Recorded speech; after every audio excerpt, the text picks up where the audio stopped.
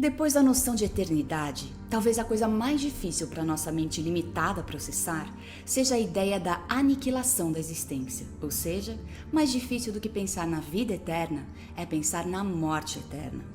Na visão cristã da existência, em que a morte não é o fim, a ideia de que algo ou alguém simplesmente deixará de existir por toda a eternidade é perturbadora. Contudo, a ideia de que o sofrimento, o pecado, a dor e a morte jamais tenham fim é, por sua vez, incompatível com o caráter de Deus. A maneira como Deus porá fim ao pecado pode suscitar dúvidas acerca de seu amor. Contudo, um estudo aprofundado do tema revela que mesmo a destruição dos ímpios será uma demonstração clara da justiça e misericórdia divina. Esta é a série de conferências online sobre eventos finais promovida pela editora Sá Feliz, e nosso tema está imperdível.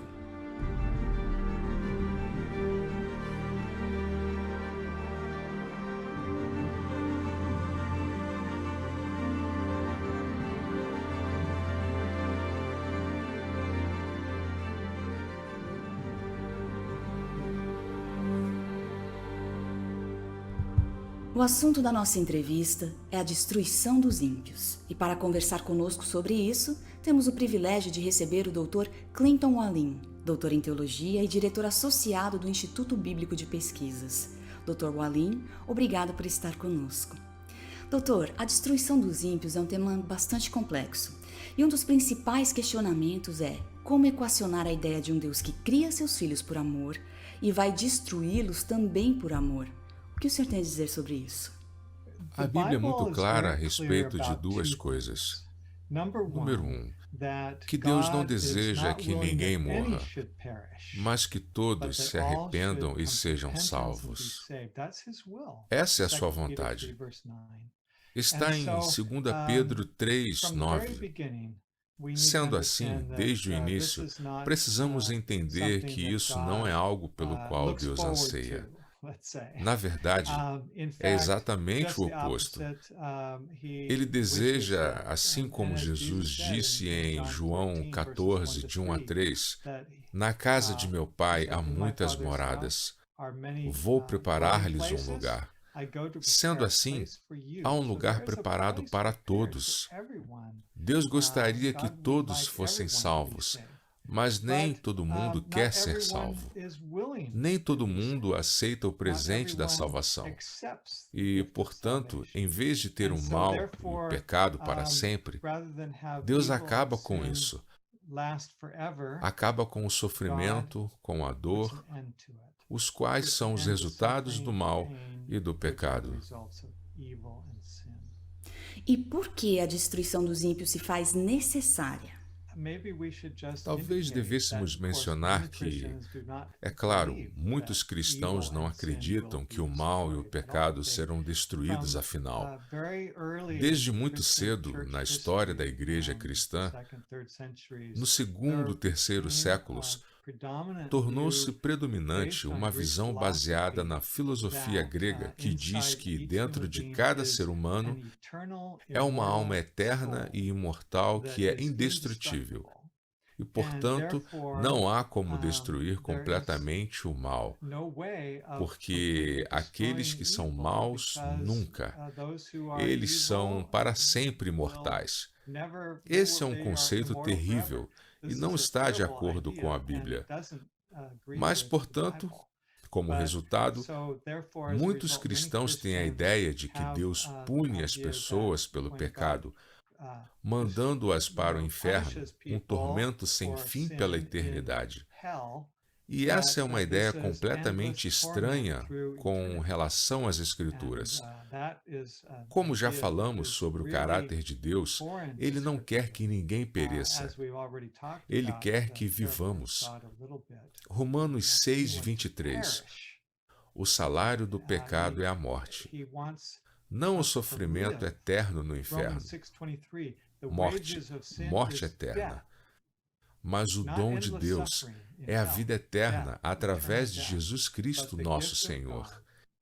Esse é um conceito muito importante para entender nas Escrituras. Portanto, quando pensamos em Deus destruindo o mal, ou seja, você sabe, nunca foi no começo. O mal nunca foi algo que Deus quis que existisse. É algo estranho ao seu universo. Bem, devo dizer que eu não fui criado entendendo a Bíblia. Eu não nasci em um lar cristão. Então, quando eu lia em Apocalipse 12, 7, que houve uma guerra no céu, foi um grande choque para mim. Como poderia haver guerra no céu? Ou seja, por quê?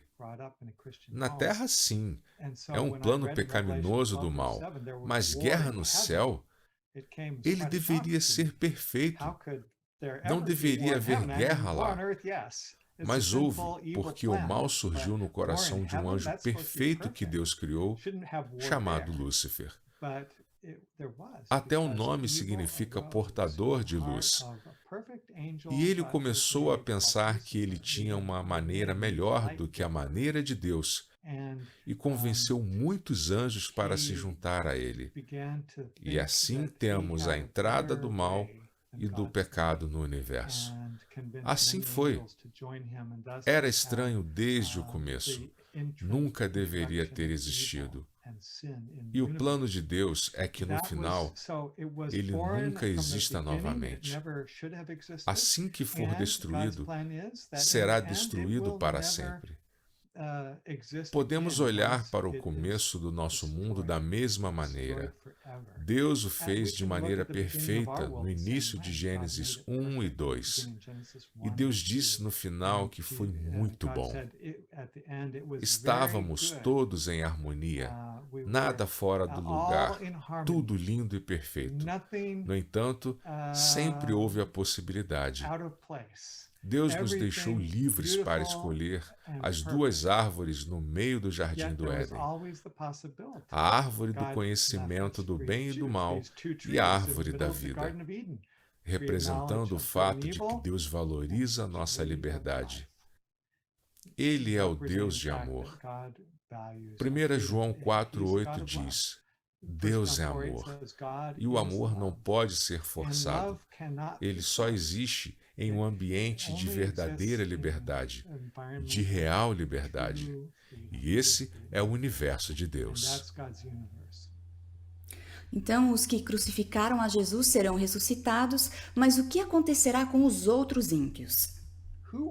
Quem são esses que o perfuraram? Bem, claro, quando ele foi crucificado, suas mãos e pés foram perfurados com esses pregos na cruz. E em seu julgamento diante dos líderes judeus do Sinédrio, ele foi questionado pelo sumo sacerdote, por Caifás. E no fim, porque ele não quis responder às suas perguntas, o sumo sacerdote é o que diz no versículo 63. Jesus ficou em silêncio e o sumo sacerdote respondeu e lhe disse: exijo que você jure pelo Deus vivo. Se você é o Cristo, o Filho de Deus, diga-nos. Tu mesmo disseste, respondeu Jesus. Mas eu digo a todos vós, chegará o dia em que vereis o Filho do Homem assentado à direita do Poderoso e vindo sobre as nuvens do céu. Então ali, Jesus disse a Caifás e aqueles que estavam envolvidos em sua crucificação, tendo-o visto em sua humilhação, o verão vindo em sua glória, coroado como Rei dos Reis e Senhor dos Senhores. Muito interessante. Você poderia dizer, bem, por que eles são ressuscitados apenas para serem destruídos novamente? Porque se olharmos 2 Tessalonicenses, capítulo 1, quando fala novamente sobre a vinda de Jesus e especificamente o que acontece com o ímpio, versículo 7, e dar alívio a vocês que estão sendo atribulados, e a nós também, quando o Senhor Jesus for revelado lá do céu, com seus anjos poderosos em chamas flamejantes. Ele punirá os que não conhecem a Deus e os que não obedecem ao Evangelho de nosso Senhor Jesus. Eles sofrerão a pena de destruição eterna, a separação da presença do Senhor e da majestade do seu poder. Então eles serão destruídos.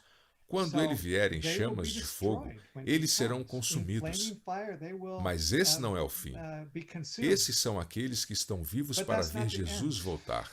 São apenas alguns. No início da primeira epístola aos Tessalonicenses, capítulo 4, 16, diz assim: Pois dada a ordem, com a voz do arcanjo e o ressoar da trombeta de Deus, o próprio Senhor descerá do céu, e os mortos em Cristo ressuscitarão primeiro. Depois disso, os que estivermos vivos, seremos arrebatados juntamente com eles nas nuvens, para o encontro com o Senhor nos ares, e assim estaremos com o Senhor para sempre. Assim você tem dois grupos na volta de Jesus. Como já mencionamos, os ímpios, que são destruídos pelo brilho de sua vinda, a visão de fogo, a glória. Eles não serão capazes de suportar a glória de Deus. E os justos que aceitaram o Evangelho de Jesus, obedeceram a sua palavra, são arrebatados para encontrá-lo e são levados para o lugar que ele lhes preparou. Mas esse, na verdade, não é o fim, porque Apocalipse capítulo 20 fala acerca de um milênio. Bem, algumas pessoas acham que o milênio vai acontecer aqui na Terra quando Jesus vier. Mas, como acabamos de ler, esse não é o caso. Ele já preparou um lugar para nós no céu, e quando ele vier novamente, seremos arrebatados para encontrá-lo no ar. E é dito, então, que estaremos para sempre com o Senhor, isto é, no lugar que ele preparou para nós no céu. E em Apocalipse 20, na verdade, diz isso. Há uma visão celestial que fala sobre aqueles que são salvos e também os perdidos. Versículo 4. Vi tronos em que se assentaram aqueles que haviam sido dada autoridade para julgar. Vi as almas dos que foram decapitados por causa do testemunho de Jesus e da palavra de Deus. Eles não tinham adorado a besta nem a sua imagem, e não tinham recebido a sua marca na testa nem nas mãos. Eles ressuscitaram e reinaram com Cristo durante 1000 anos. O restante dos mortos, obviamente os perdidos, os ímpios. O resto dos mortos não viveram novamente até que os 1000 anos terminassem. Essa é a primeira ressurreição. Versículo 6. Felizes e santos os que participam da primeira ressurreição. A segunda morte não tem poder sobre eles. Serão sacerdotes de Deus e de Cristo, e reinarão com ele durante 1000 anos. Isso é muito interessante. Você tem aqui os versículos de 4 a 6 em Apocalipse 20. O milênio é descrito. Os justos estão no céu, reinando com Cristo por 1000 anos e assentados no julgamento sobre o restante daqueles que são seres humanos. O restante dos seres humanos e também Satanás e seus anjos, porque Paulo, em 1 Coríntios 6, diz: Vocês não sabem que os santos hão de julgar o mundo? Vocês não sabem que haveremos de julgar os anjos? E isso acontecerá durante esse milênio. Mas o resto dos mortos, os ímpios, não reviveram, não voltaram à vida até os 1000 anos se completarem. E a primeira ressurreição, então, é daqueles que são justos na vinda de Jesus. Sobre eles, diz ele, a segunda morte não tem poder. O que é a segunda morte? Aqueles que são perversos, eles morrem uma vez. E então é dito que o julgamento ocorre. Hebreus capítulo 9. E o julgamento está no final do milênio, quando eles são ressuscitados. Esta é a ressurreição no final de 1000 anos. E esse é o julgamento final. Ele está totalmente descrito em Apocalipse 20. Então, quantas vezes os ímpios serão destruídos? Aqueles que crucificaram Jesus, aqueles que foram os mais violentos opositores de Jesus ao longo de suas vidas, têm o destino infeliz de morrerem 3 vezes.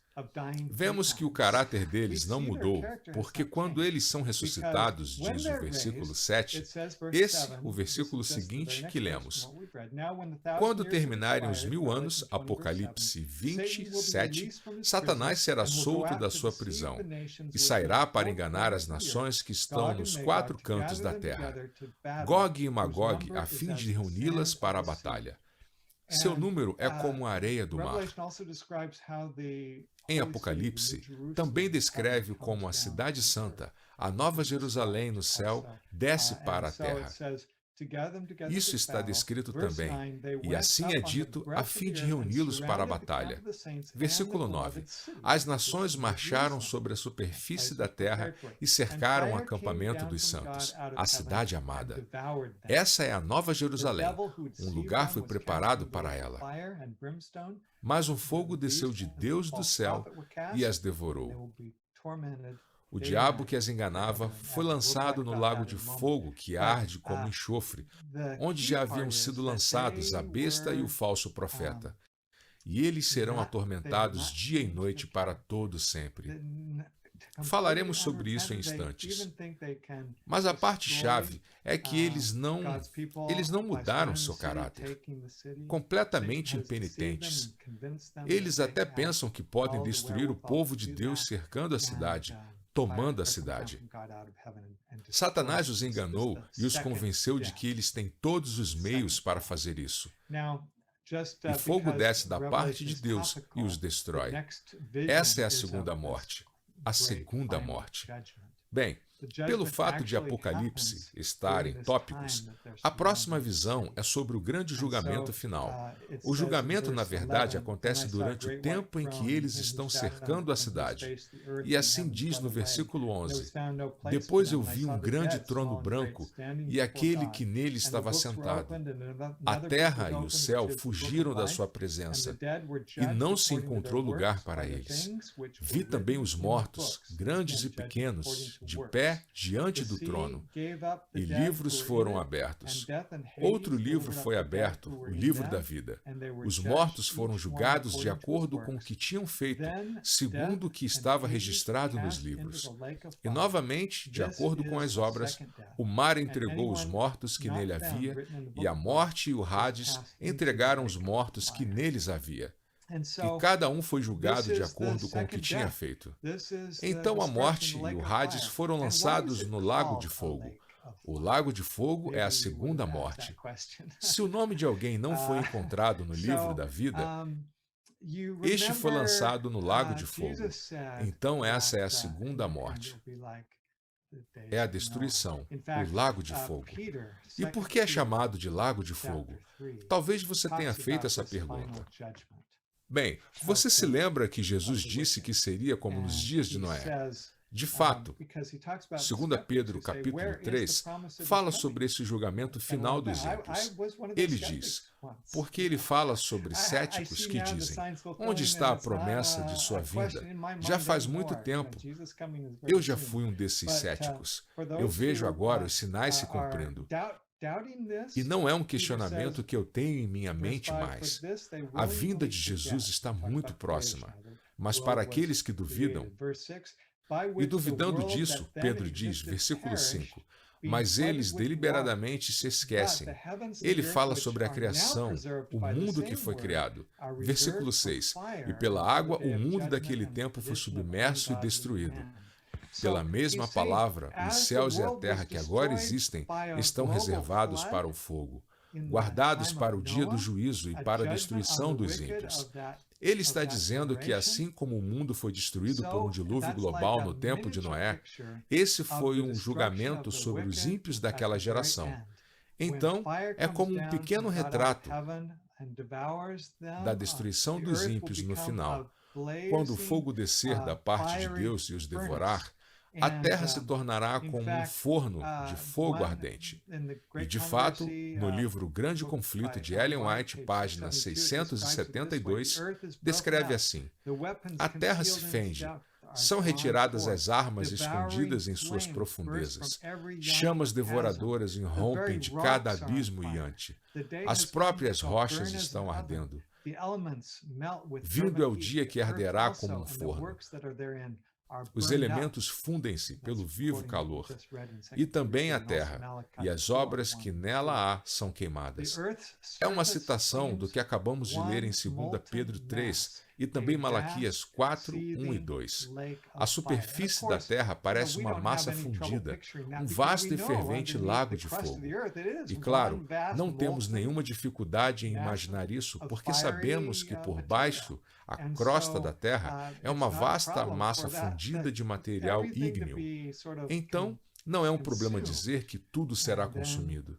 E então, nesse lago de fogo, Deus fará uma nova criação, uma nova terra, um novo mundo.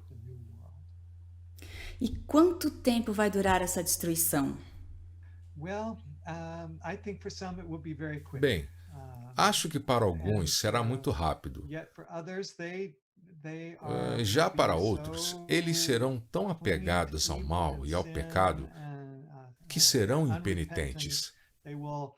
Eles nem vão querer desistir de sua vida. Especialmente Satanás e seus anjos. Acho que vão ficar ali por um longo tempo. E não sabemos quanto tempo. Provavelmente vai parecer mais longo quando você está sofrendo. Um segundo parece uma hora e uma hora é como uma eternidade. Então, provavelmente, o tempo vai parecer muito mais longo do que realmente é. Mas esse é o tipo de sofrimento em que nem a dor física será tão intensa quanto a percepção mental e psicológica de que Deus tentou salvar e ofereceu várias oportunidades para a pessoa responder ao seu amor. Mas ela persistentemente e firmemente o rejeitou. E a compreensão do que poderia ter e do que poderia ser, e que acabou perdendo completamente para sempre, será uma percepção terrível. Qual você pensa, Dr. Walin, ser a mensagem de Deus para a gente com esse tema da destruição dos ímpios? Bem, acho que devemos reconhecer que há alguns lugares onde, e lemos um deles lá em Apocalipse 20, onde parece que os ímpios sofrerão para todo sempre. Vemos isso na passagem que lemos em Apocalipse 20 e 10. O diabo que as enganava foi lançado no lago de fogo que arde com enxofre. Eles serão atormentados dia e noite para todo sempre. A última parte do verso diz, no capítulo 14, novamente, nós lemos sobre isso no versículo 9. Aquele que recebeu a marca da besta, versículo 10, ele também beberá do vinho do furor de Deus, que foi derramado sem mistura no cálice da sua ira. Será ainda atormentado com enxofre ardente na presença dos santos anjos e do Cordeiro, e a fumaça do tormento de tais pessoas sobe para todo sempre. Para todos os que adoram a besta e a sua imagem, e para quem recebe a marca do seu nome, não há descanso, dia e noite. Ou seja, parece que isso é, na verdade, um final. Duas coisas, ou mesmo três. Em primeiro lugar, aqui não diz que eles são atormentados para todo sempre. Há vários lugares em que é descrito isso. Por exemplo, o Salmo 37 é um exemplo em que temos referência à destruição dos ímpios. Versículo 10. Um pouco de tempo e os ímpios não mais existirão, por mais que os procure, não serão encontrados. E então é dito também no versículo 20, os ímpios perecerão, os inimigos do Senhor murcharão como a beleza dos campos, desvanecerão como fumaça. Assim, temos que perguntar a nós mesmos o que significa para sempre. A expressão, tanto em hebraico quanto em grego, não é o que pensamos ser, porque é uma expressão que é usada para se referir a qualquer coisa, seja o tempo que durar. Por exemplo, Êxodo 21, 6. Refere-se a um servo que ama tanto o seu mestre e a família que ele o serve. Ele quer ser um servo para sempre. Então sua orelha é furada. E é dito que ele deve servir seu mestre para sempre. Bem, obviamente, isso não significa um período interminável de tempo. Significa até que ele morra, certo? E uma ilustração ainda mais clara sobre isso está no livro de Jonas, capítulo 2, em que ele está na barriga do grande peixe, da baleia, alguém diria. E claro, provavelmente parecia ser para sempre. E ele diz no versículo 6 que estava na barriga do peixe para sempre. É usada a mesma expressão. Mas, como aprendemos no capítulo 1, verso 17, foram apenas 3 dias e 3 noites. 3 dias e 3 noites, e não para sempre. Então a expressão para sempre na Bíblia é relativa. Claro, quando ela está falando sobre Deus, que Ele é eterno e seu amor dura para sempre, é realmente para sempre. É infinito, porque Deus é para sempre. Ele é imortal. Mas nós não somos imortais. Também diz que somente Deus possui a imortalidade. Portanto, nós humanos temos um fim. Para sempre é o tempo que leva para sermos destruídos. E o que nós podemos aprender sobre o caráter de Deus, contemplando todas essas informações que você nos trouxe? Bem, o primeiro ponto é que temos que reconhecer que ele passou por esse caminho primeiro. Porque Jesus na cruz clamou: meu Deus, por que me abandonaste? Ele não conseguia ver através das portas do sepulcro. Ele estava carregando os pecados e a culpa de toda a humanidade. E ele pagou a pena por todos, para que ninguém precisasse sofrer a segunda morte. Ele morreu o equivalente à segunda morte para todos. Imagine nunca ter se separado de seu pai desde toda a eternidade. Não podemos nem mesmo imaginar o que significa. Deus existe e, de repente, o Pai e o Filho são arrancados um do outro pela cruz, que separa Jesus do Pai. E ele nunca havia se separado antes, e estava morrendo sem esperança de ser ressuscitado, acreditando que morreria para sempre por nós. Era isso que ele estava disposto a fazer.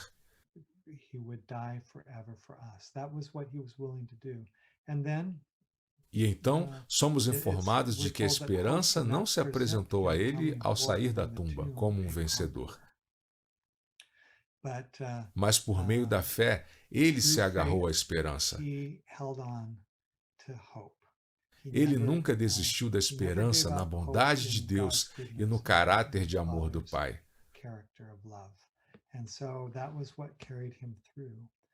E então foi isso que o sustentou, e porque ele, claro, nunca pecou. Ele foi ressuscitado no terceiro dia, domingo de manhã, naquela manhã de Páscoa.